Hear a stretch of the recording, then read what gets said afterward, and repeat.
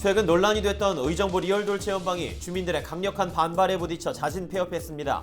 하지만 리얼돌 체험방은 법의 사각지대에 있어 영업 규제를 위한 관련 법안 제정이 시급한 상황입니다. 양주 옥정지구 인구가 급증하면서 회천 4동에 대한 분동이 추진되고 있습니다. 양주시는 조례를 근거로 분동이 가능하다고 보고 하반기에 분동 기본 계획을 수립해 추진할 예정입니다. 경기도 공공기관을 유치하지 못한 연천과 포천 공무원 노동조합이 공모에 탈락한 시군 주민들을 위한 경기도의 진정성 있는 사과와 예산 지원 등 대책 마련을 촉구했습니다. 의정부시가 아동학대 근절을 위해 아동학대 신고상담 핫라인을 개설해 24시간 운영에 나서기로 했습니다.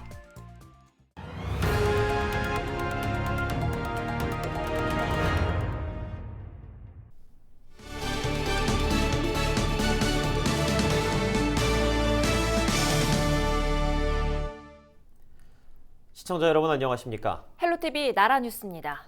첫 소식입니다. 최근 의정부의 리얼돌 체험방이 문을 열면서 지역 주민들의 강한 반발을 불러일으켰습니다. 현행법상 이곳을 폐업시킬 방법이 없었고 이를 아는 업주는 영업을 계속하겠다는 입장이었는데요. 업주가 입장을 바꿔 자진 폐업하겠다고 밝혔습니다. 이지훈 기자입니다.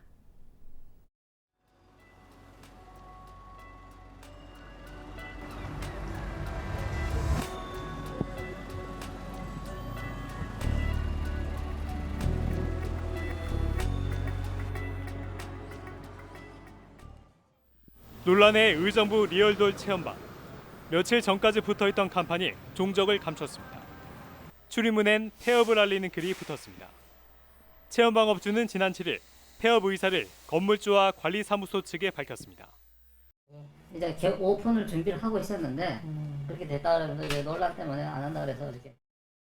지역 주민들의 강한 반발을 이기지 못해 폐업 결정을 한 것으로 알려졌습니다. 상가에 입주한 지 2주 만입니다.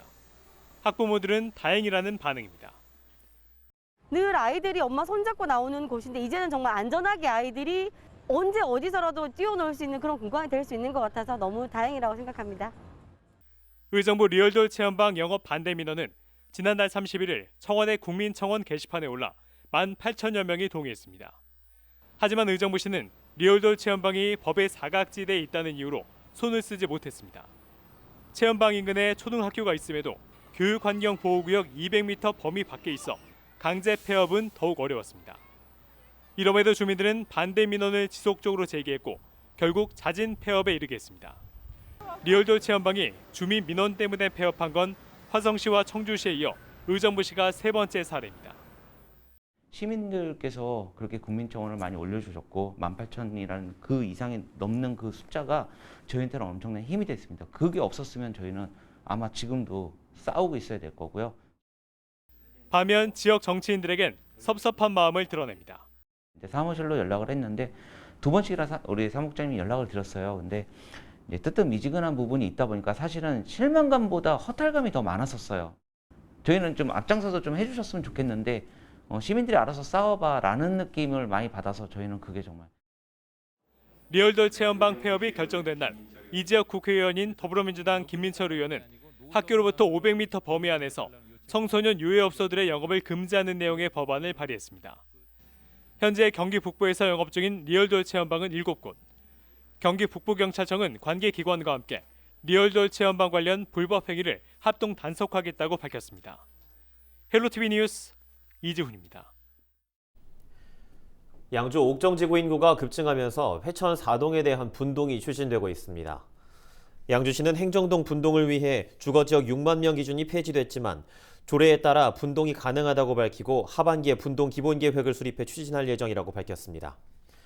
현재 회천 4동 인구는 53,987명이며 법정 동별로 보면 옥정동이 29,080세대, 52,513명으로 97.3%를 차지하고 있습니다. 양주시는 옥정 신도시 개발로 회천 4동의 인구가 올해는 5만 5천 명, 내년에는 7만 명을 넘을 것으로 예상하고 있어 분동이 필요하다는 입장입니다. 경기도 공공기관을 유치하지 못한 시군 공무원 노동조합이 규탄 성명을 발표했습니다. 연천군 공무원 노동조합과 전국 공무원 노조 포천시 지부 등 3개 단체는 7일 공동 성명을 통해 경기도 공공기관 3차 이전 결과로 경기도 균형 발전은 더 멀어졌다고 규탄했습니다. 이들은 또 이재명 경기도지사가 강조해온 특별한 희생에 따른 특별한 보상 원칙도 지켜지지 않았다고 비판했습니다. 그러면서 이번 공공기관 공모에 탈락한 시군 주민에게 경기도가 진정성 있는 사과와 위로를 보내고 기반시설 조성 등 특단의 대책을 마련해 예산을 지원해달라고 요구했습니다. 경기 북부 지역의 한 지자체에서 근무하는 20대 공무원이 야산에서 숨진 채 발견됐습니다. 숨진 공무원 A씨는 지난 7일 오후 3시 20분쯤 경기 북부의 한 야산 모 병원 인근에서 행인에 의해 발견됐습니다. 경찰 조사 결과 타살 혐의점은 없으며 극단적인 선택을 한 정황이 많은 것으로 알려졌습니다. 유족도 부검을 원치 않는 것으로 전해졌으며 해당 지자체 관계자는 숨진 공무원이 직장 내 문제는 없었던 것으로 알고 있다며 평소 우울증을 앓아왔다고 말했습니다. 코로나19와 아동학대 간 상관관계에 대해 들어보셨습니까? 코로나19 장기화로 아동학대 발생 건수가 증가세로 돌아섰다고 합니다. 의정부시가 이 문제에 보다 적극적으로 나서기로 했습니다. 의정부시 여성가족과 아동보호팀 이윤호 주무관과 이야기 나눠보죠. 주무관님 안녕하십니까? 네, 안녕하세요. 반갑습니다. 아동학대 신고상담 한라인의 운영이 시작됐다고요? 의정부 아동학대 신고상담 한라인은 신고자가 언제 어디서든 쉽게 신고번호를 기억할 수 있도록 범죄 신고번호 112와 비슷한 아동학대 3단 전화 031-8282-112와 카카오톡 채널 빨리빨리 112로 개설된 것이 특징입니다. 경찰 신고 112는 아동학대 관련 범죄를 신고하는 번호이고 의정부시 아동학대 3단 전화는 학대 의심 사례, 빈곤으로 인한 양육의 어려움 등 아동학대 관련 상담을 실시하는 번호입니다. 카카오톡 신고 채널은 카카오톡에 접속 후 우측 상단 돋보기 버튼을 클릭하여 빨리빨리 112를 검색해 채널 추가를 하면 실시간으로 상담 및 신고를 할 수 있고 아동학대와 관련된 각종 소식도 접할 수 있습니다. 의정부 아동학대 신고상담 한라인은 6월 한 달간 평일 9시부터 18시까지 시범 운영을 거친 후 7월부터 본격적으로 24시간 운영될 예정입니다. 그런데 학대 신고뿐만 아니라 의심 사례나 양육의 어려움 등도 상담할 수 있다고 하니까 큰 도움이 될 것 같은데요. 이른바 남의 집 문제에 좀 개입하는 것 같아서 주저하시는 분들도 계시고 또 내가 신고한 것이 알려질까 봐 걱정하시는 분들도 있을 것 같은데 어떤가요? 네, 아동학대 신고 활성화를 통해 위기 아동을 조기에 발굴하기 위해서는 아동학대 신고자 보호가 무엇보다 중요합니다. 의정부시는 아동학대 처벌법 제10조 3에 의거하여 아동학대 신고자 인적사항을 다른 사람에게 알려주거나 공개 또는 보도하지 않도록 하겠습니다. 아동학대 신고자가 안심하고 신고할 수 있도록 관계 공무원은 신고자 정보 보호를 위해 최선을 다하겠습니다. 네, 여러 가지 안전장치를 마련해 놓으셨군요. 학대 신고 접수 후에 검토와 조사가 진행된 이후에는 또 가해자와 피해자에게 어떤 조치가 이루어지게 될지도 궁금합니다. 현장 조사 후 아동학대인 것이 확인되면 학대 가해자에 대하여는 경찰의 수사 의뢰 또는 고발 등의 조치를 실시합니다. 경찰에서는 아동학대 범죄 사실을 입증하기 위해 아동학대 행위자 조사 및 증거 수집 등을 즉각 실시합니다. 학대 피해자에 대하여는 학대 현장에서 즉각 분리하여 입소가 가능한 아동보호시설로 인도합니다. 그 후 정기적으로 사례 관리를 진행하여 상담, 치료 등 피해자에게 필요한 보호 조치를 실시합니다. 그렇군요. 이번 시정이 좀 큰 효과를 얻으려면 시민들의 관심과 참여가 중요할 것 같은데 어떻습니까? 우리 시는 아동학대 전담 공무원 배치, 학대 피해 아동 쉼터 확충, 아동학대 전담 의료기관 지정 등 최선의 노력을 다하고 있습니다. 또한 24시간 아동학대 신고 체계가 구축된 만큼 아동학대 예방 및 취약계층 아동 발굴을 위해 시민 여러분들의 따뜻한 관심과 적극적인 참여를 부탁드립니다. 이런 시의 적극적인 대처가 지역의 긍정적인 변화를 이끌어올 수 있을 것 같습니다. 오늘 말씀 고맙습니다. 네, 감사합니다. 지금까지 의정부시 여성가족과 아동보호팀 이윤호 주무관이었습니다.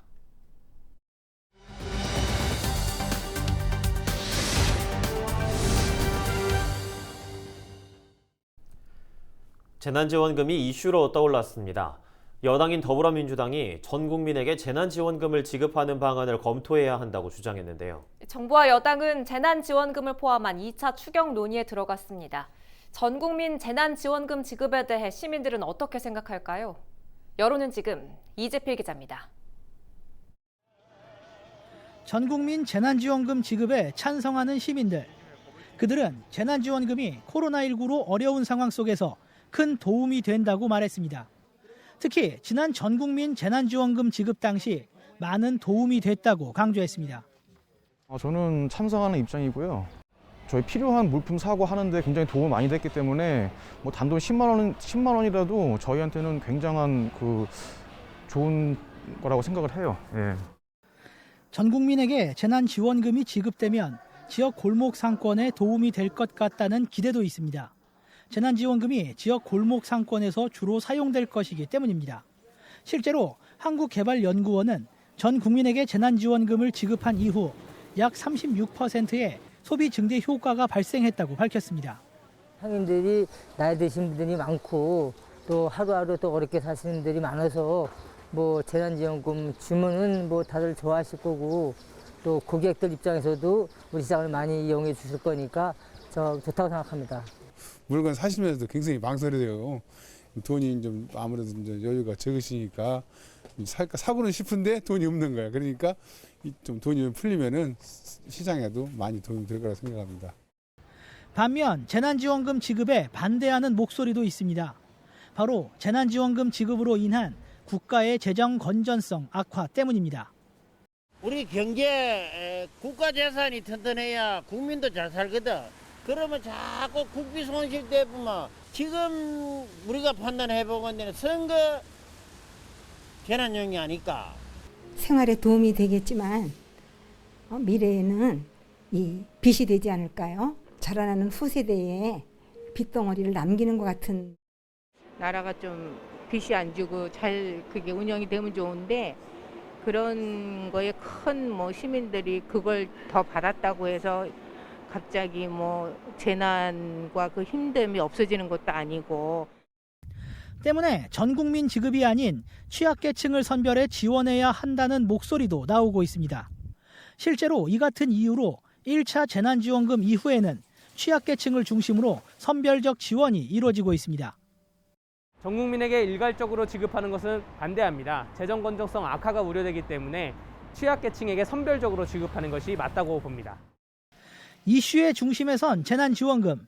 당정은 재난지원금을 포함한 2차 추경에 대해 본격 협의에 들어갈 전망입니다. 헬로티비 뉴스 이재필입니다.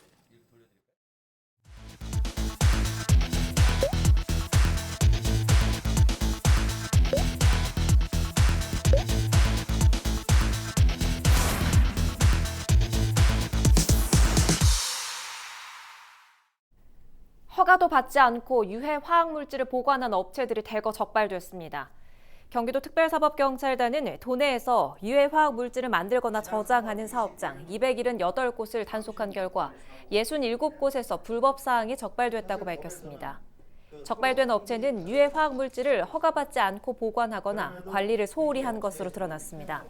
경기도 특사경은 위반 업체를 검찰에 송치하고 관할 행정청에 통보할 계획입니다. 한편 최근 2년간 경기도 내 화학물질 취급 사업장에선 36건의 사고가 발생해 전국에서 가장 많은 수준을 차지하고 있습니다.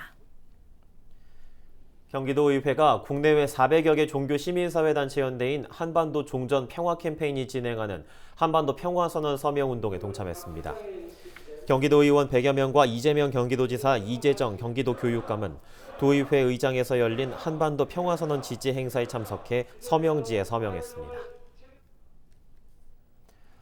서울 은평구의 한 안경가게 주인이 시력이 나쁜 저소득 이웃들에게 수년간 안경을 기부해온 사실이 뒤늦게 알려졌습니다.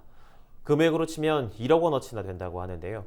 코로나 위기로 근심이 많은 요즘 미소를 짓게 하는 반가운 소식인 것 같습니다. 뉴스에선 보기 어렵지만 보이지 않는 곳에서 이런 기부와 선행이 끊이지 않고 있습니다. 우리 사회를 따뜻하게 해주는 작은 기부와 선행 함께 실천해 보시는 건 어떨까요? 이상으로 헬로티비 뉴스를 모두 마칩니다. 고맙습니다.